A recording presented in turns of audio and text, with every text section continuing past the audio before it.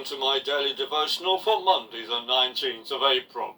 We read from Hebrews chapter 7 and verses 26 to 28.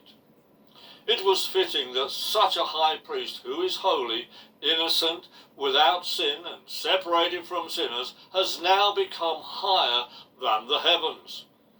He did not need to offer up daily sacrifices as the high priests do, firstly for his own sins, and then on behalf of the sins of the people. He did this once and for all time when he offered up himself. For the Lord appoints men as high priests who have weaknesses, but the word of the oath, which came after the law, appoints a son who is perfect forever. When I was at school, each pupil was offered the opportunity to be vaccinated against tuberculosis. I accepted this offer. The first stage was to be given a test to see if we needed to have the injection. And I was one of the ones that didn't need to be vaccinated because I was already immune to tuberculosis. I counted it a blessing not to have the vaccination against TB. In verse 27, the author makes the point that Jesus did not need to offer up daily sacrifices, either for himself or for the sins of the people. According to the law, a priest had to offer sacrifices for himself.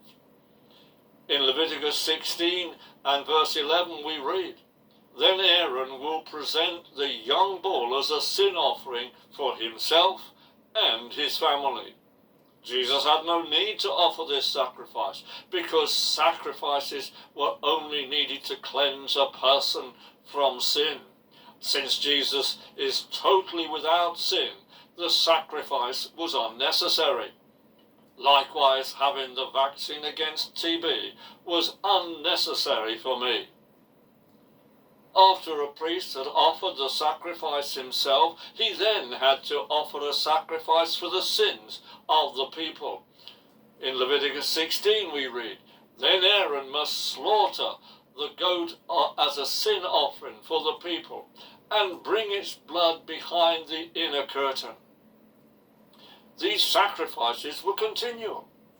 Each year in the UK, certain vulnerable people are offered and receive a vaccination to help protect them from the flu.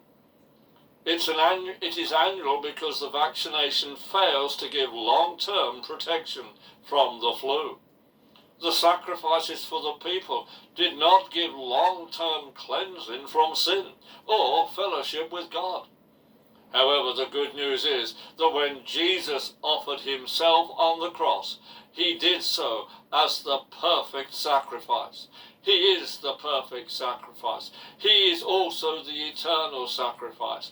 Therefore, he only needed to make the eternal sacrifice once to redeem us, to cleanse us, and to give us permanent access to the Father and eternal fellowship with him.